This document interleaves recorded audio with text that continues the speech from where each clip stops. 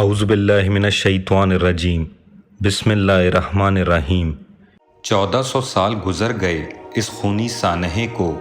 ایک نہیں دو نہیں پوری 14 صدیاں، پر پھر بھی نہ جانے کیوں ایسا محسوس ہوتا ہے کہ واقعہ کربلا کا زخم بہت تازہ ہے، اور اس جنگ نابرابر کو ہم کل ہی عالم ارواح میں کھڑے دیکھ رہے تھے۔ زندہ رہنے کے لیے تو ہر انسان اپنی تمام جمع پونجی لٹانے کے لیے تیار کھڑا رہتا ہے، پر کیا کہنے امام حسین علیہ السلام، آپ کے اصحاب کے، جو شوق شہادت میں اپنی تمام تر دولت ہی لٹا جائیں۔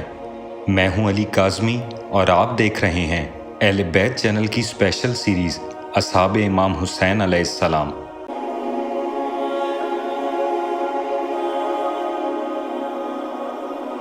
میری آج کی گفتگو کوفہ میں رہنے والے اس مرد دلاور کے نام، جس نے اپنی زندگی کا ایک بڑا سرمایہ سامان جنگ خریدنے میں خرچ کیا اور نام حسین پر کٹ جانے کے شوق میں کربلا پہنچا،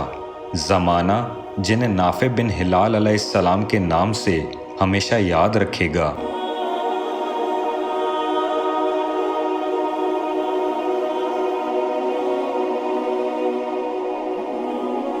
جناب نافع کا پورا نام نافع بن ہلال الجملی ہے، جنہیں تاریخی منابع میں جملی، بجلی، مرادی اور بجلی مرادی جیسے القاب سے یاد کیا گیا ہے۔ آپ کا تعلق یمن میں بسنے والے قبیلہ مزج کی شاخ جمل سے تھا۔ بعض تاریخی کتب میں نافع بن ہلال علیہ السلام کا نام غلطی سے ہلال بن نافع ذکر ہوا ہے، حالانکہ ہلال بن نافع واقعہ کربلا میں عمر ابن سعد ملعون کی فوج میں شامل تھا اور کربلا کے واقعے کا چشمدید گواہ تھا۔ جناب نافع کا شمار عرب کے اشراف اور بہادروں میں ہوتا تھا۔ آپ کی شان میں جہاں کئی باتیں قابل ذکر ہیں، ان میں سے ایک یہ بھی ہے کہ آپ قاری قرآن کریم اور کاتبان حدیث میں سے تھے۔ آپ امیر المومنین امام علی علیہ السلام کے اصحاب اور محبان اہل بیت علیہ الصلاۃ والسلام میں سے تھے۔ جب امام علی علیہ السلام نے اپنی خلافت کا مرکز کوفہ کو بنایا تو عشق علی میں جناب نافع بھی وہیں مقیم ہو گئے۔ آپ نے امام علی علیہ السلام کی قیادت میں جنگ جمل، جنگ صفین اور جنگ نیروان میں حصہ لینے کا شرف حاصل کیا۔ تاریخ کی کتب میں بیان ہے کہ جناب نافع ایک دلیر اور ماہر تیر انداز تھے۔ ابو مخنف سے منقول ہے کہ امیر المومنین امام علی علیہ السلام نے جنگی فنون کی تعلیم دی تھی۔ جناب نافع نے امام علی اور امام حسن علیہ السلام کی تنہائیوں اور ہزار چہرے بدلنے والے کوفیوں کا بخوبی مشاہدہ کر رکھا تھا کہ کس طرح بعد رسول صلی اللہ علیہ وآلہ وسلم پہلے تو ان کی آل کو حق سے محروم رکھا گیا، اور پھر جب خلافت اہل بیت علیہ الصلاۃ والسلام کو ملی تو مسلمانوں کا ان کے ساتھ کیا برتاؤ رہا۔ یہی وجہ تھی کہ ابن زیاد ملعون کے نجس قدم جب کوفہ آئے اور لوگوں کا مزاج جناب مسلم بن عقیل علیہ السلام سے بدلتا ہوا پایا تو حالات کو سمجھتے ہوئے سفیر امام حسین علیہ السلام کی شہادت سے قبل ہی کوفہ کو خیر باد کہتے ہوئے کاروان حق کی جانب روانہ ہوئے۔ آپ عذیب الجانات نامی مقام پر امام حسین علیہ السلام کے قافلے کے ساتھ ملحق ہونے والے 4 افراد میں سے ایک ہیں۔ حضرت امام حسین علیہ السلام نے ان سے اور ان کے ساتھیوں سے کوفہ کے حالات دریافت فرمائے تو انہوں نے جواب دیا، کوفہ کے اشراف اور بزرگان رشوت لے کر آپ کے خلاف ہو گئے ہیں، جبکہ عوام الناس کے دل تو آپ کے ساتھ ہیں، لیکن ان کی تلواریں آپ کے خلاف ہیں۔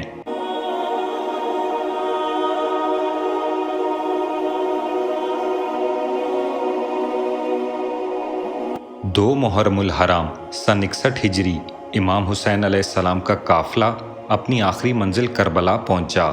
اس موقع پر امام برحق نے اپنی اہل بیت اور اصحاب کو جمع کیا اور ابتدا میں اپنی اہل بیت کی طرف نگاہ کر کے گریہ کرتے ہوئے فرمایا،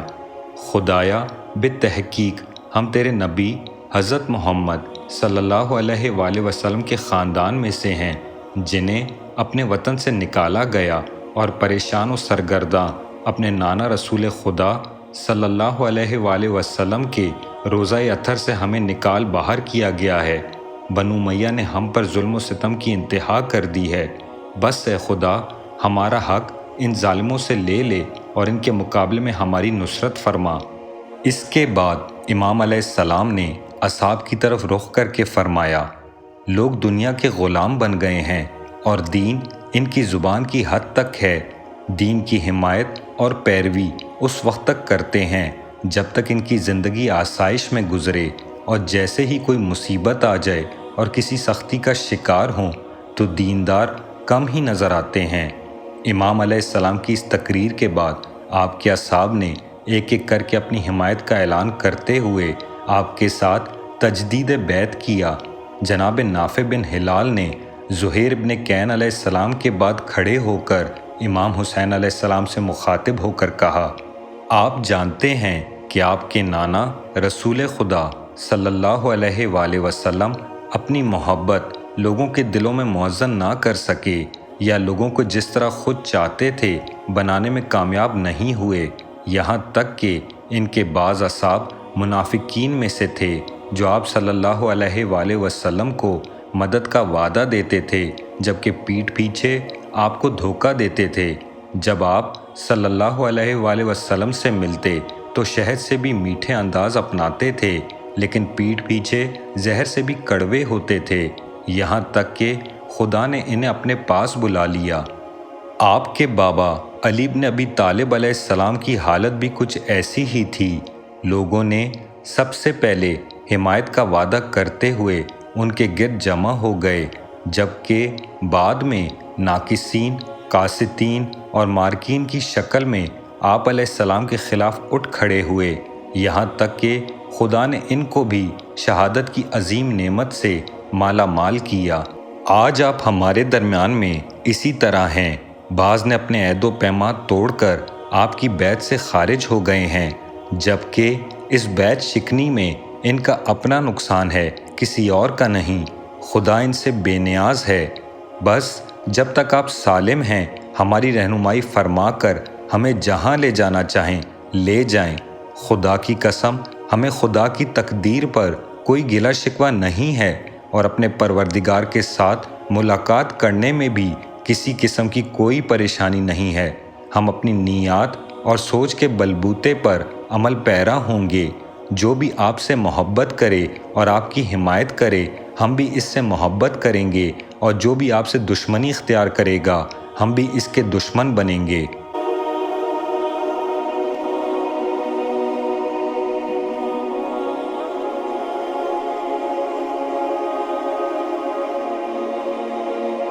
سات محرم الحرام سن 61 ہجری کی صبح یزیدی فوج کی کربلا میں قیادت کرنے والے مشہور صحابی کے بیٹے عمر بن سعد بن ابی وقاص کو کوفہ سے ابن زیاد ملعون کا خط موصول ہوتا ہے، جس میں سختی کے ساتھ یہ حکم دیا جاتا ہے کہ جس طرح مدینہ میں بنو امیہ کے پہلے خلیفہ عثمان ابن عفان پر محاصرے کے دنوں میں پانی بند کر دیا گیا تھا، اب وقت آ گیا ہے کہ اس کا بدلہ آل علی سے لیا جائے، لہٰذا میری تحریر پڑھتے ہی نہر فرات کا پانی حسین ابن علی اور اس کے خانوادہ کے ساتھ ساتھ اس کے ساتھیوں پر بند کر دو، اور اگر میرے حکم کی تعمیل میں ذرا بھی تاخیر کی یا نرمی برتی تو شمر ابن ذوالجوشن کو میں یہ اختیار دیتا ہوں کہ وہ فوج کی قیادت اپنے ہاتھ میں لے لے۔ لہٰذا حکومت رے کی لالچ میں عمر بن سعد ملعون نے 500 گھوڑ سواروں پر مشتمل فوج کی قیادت عمر بن حجاج الزبیدی ملعون کو دے کر نہر الکما کا پانی امام حسین علیہ السلام اور ان کے ساتھیوں پر بند کر دیا۔ فرات پر قبضہ پاتے ہی عمر بن حجاج الزبیدی ملعون نے للکار کر اپنی نجس زبان سے امام حسین علیہ السلام کی شان میں جو گستاخانہ جملے ادا کیے، مجھ میں ہمت نہیں کہ انہیں دہرا بھی سکوں، بہتر ہوگا کہ پڑھنے والے خود پڑھ لیں۔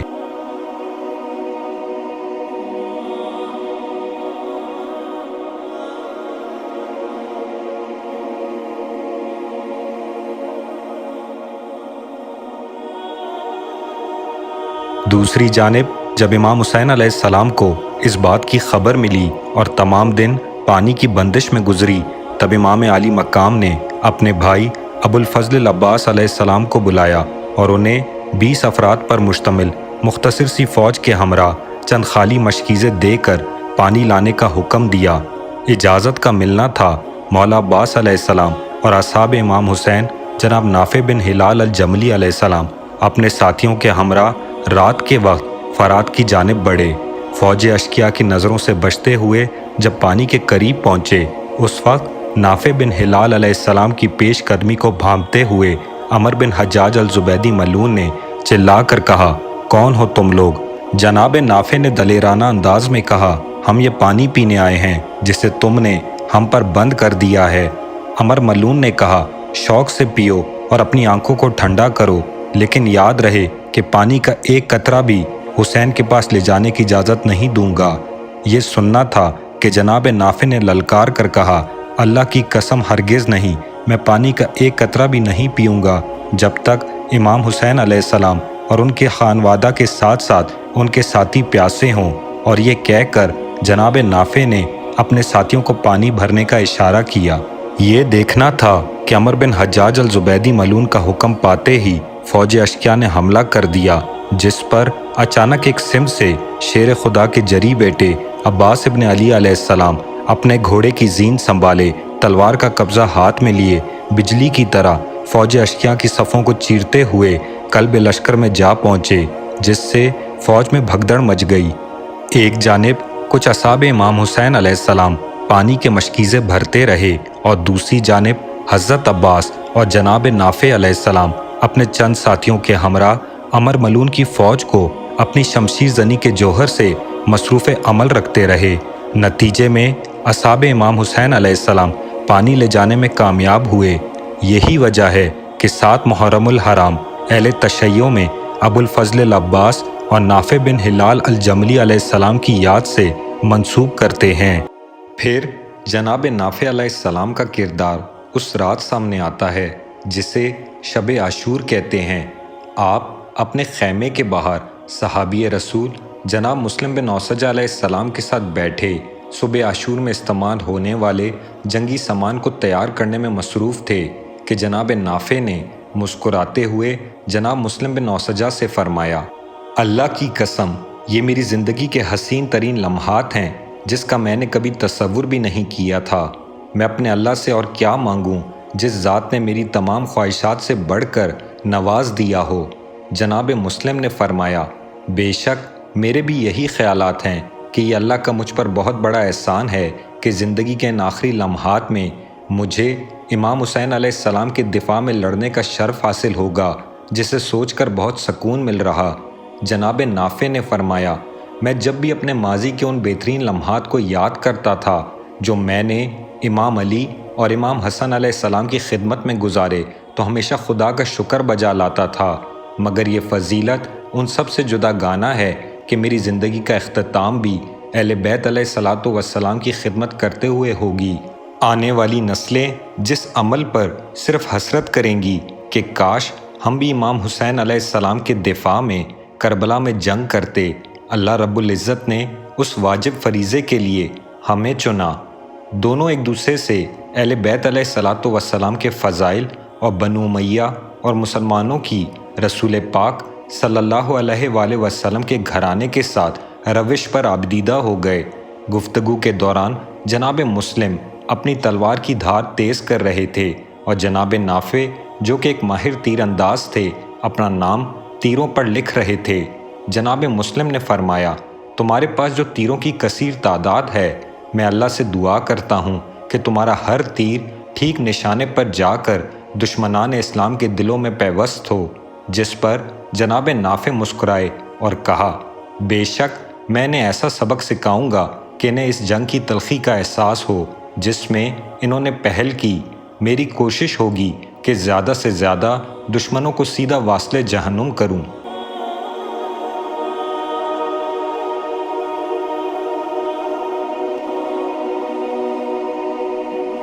پھر شب عاشور آدھی رات کو امام حسین علیہ السلام خیمے کے اطراف کو دیکھنے کے لیے تنہا خیمے سے باہر تشریف لے گئے تو جناب نافع امام کی حفاظت کے غرض سے چھپکے سے آپ علیہ السلام کے پیچھے آ گئے۔ واپسی پر امام حسین علیہ السلام نے جناب نافع سے پوچھا، کیا رات کی تاریکی سے فائدہ اٹھاتے ہوئے ان 2 پہاڑوں کے درمیان سے گزر کر اپنی جان بچانا نہیں چاہو گے؟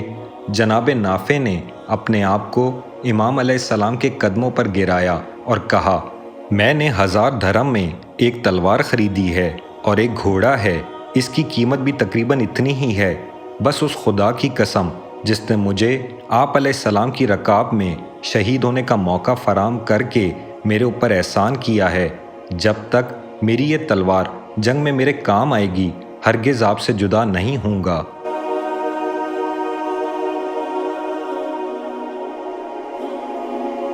پھر روز عاشوراء جناب نافع کا کردار اس موقع پر بھی سامنے آتا ہے کہ جب جناب عمر بن قریظہ علیہ السلام کی شہادت کے بعد ان کا بھائی جو عمر بن سعد ملعون کے لشکر میں تھا، امام حسین علیہ السلام کو مخاطب کر کے گستاخانہ انداز میں کہتا ہے کہ میرے بھائی کو تو نے گمراہ کیا اور اسے دھوکہ دیا، بالآخر اسے قتل کروا دیا۔ امام علیہ السلام نے جواب میں ارشاد فرمایا، خدا نے اس کی ہدایت کی اور تجھے گمراہ رہنے دیا۔ اس نے پلٹ کر کہا، اللہ مجھے قتل کرے اگر میں تمہیں قتل نہ کروں۔ یہ کہہ کر امام حسین علیہ السلام کی طرف حملہ آور ہوا، لیکن جناب نافع بن ہلال نے تیزی کے ساتھ اپنے نیزے کا وار اس پر کیا، جس سے وہ زخمی ہو کر نیچے گر پڑا، جسے عمر بن سعد ملعون کے سپاہی میدان سے اٹھا کر لے گئے۔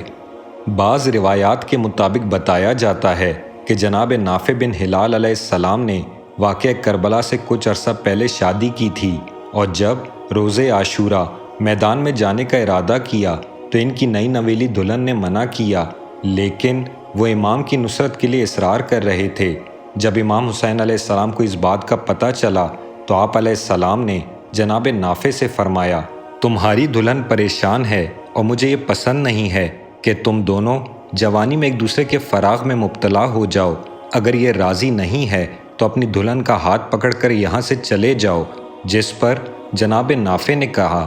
یبن رسول اللہ، اگر سختی اور مصیبت میں آپ کو تنہا چھوڑ کر اپنی آسائش کے پیچھے چلا جاؤں تو کل قیامت کے دن آپ کے نانا رسول خدا صلی اللہ علیہ وآلہ وسلم کو کیا جواب دوں گا؟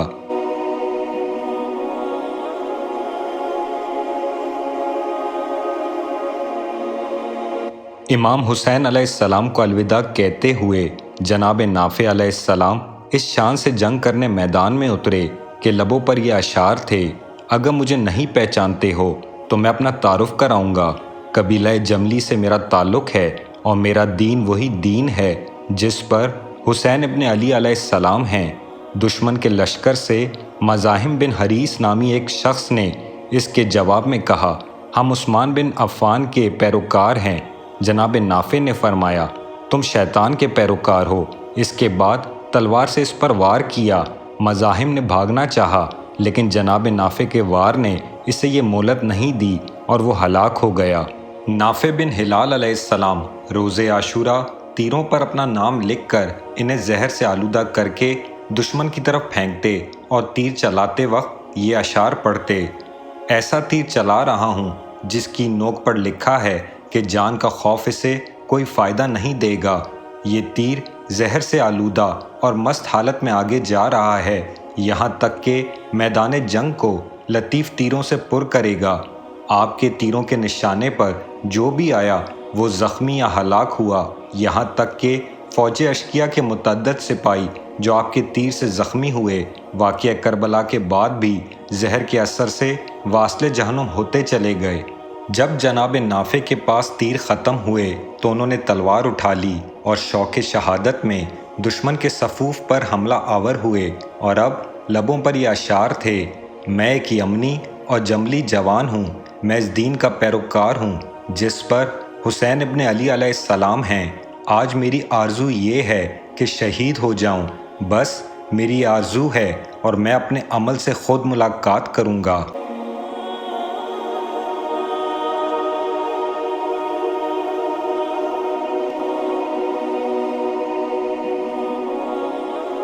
سپاہی یزید نے جناب نافع علیہ السلام پر قابو پانے کے لیے ایک ساتھ ان کا محاصرہ کیا اور اپنے تیروں اور پتھروں کا نشانہ بنایا۔ اس طرح ان کے بازوؤں کو توڑ کر انہیں زخمی حالت میں گرفتار کر کے عمر ابن سعد ملعون کے پاس لے گئے۔ عمر ابن سعد نے کہا، اے نافع، افسوس ہے تم پر، کیوں اپنے ساتھ ایسا کیا؟ جناب نافع جبکہ خون ان کے جسم سے جاری تھا، مسکرا کر کہنے لگے، میرا پروردگار میری نیت سے آگاہ ہے، خدا کی قسم میں نے اپنے زہر آلود تیروں سے تمہارے لاتعداد سپاہی ہلاک اور زخمی کیے ہیں، اور اپنی تلوار سے تمہارے 12 آدمیوں کو واصل جہنم کیا ہے، جس پر اپنے آپ کو ملامت نہیں کروں گا۔ اگر میرے بازو سالم ہوتے تو تم مجھے گرفتار نہیں کر سکتے تھے۔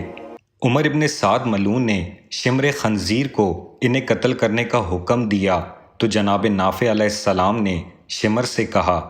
خدا کی قسم اے شمر، اگر تم مسلمان ہو تو تم پر یہ گراں گزرے گا کہ تم خدا سے اس حالت میں ملاقات کرو کہ ہمارا خون تمہاری گردن پہ ہو۔ میں خدا کی حمد و ثنا بجا لاتا ہوں کہ دنیا کی سب سے پست اور حقیر قوم کے ہاتھوں ہماری موت واقع ہوئی۔ اس کے بعد شمر خنزیر نے جناب نافع علیہ السلام کا سر قلم کر دیا۔ جناب نافع بن ہلال کا نام زیارت رجبیہ امام حسین علیہ السلام اور زیارت نائیہ مقدسہ میں یوں مورد خطابت قرار دیا ہے، السلام علی نافع بن ہلال الجملی المرادی۔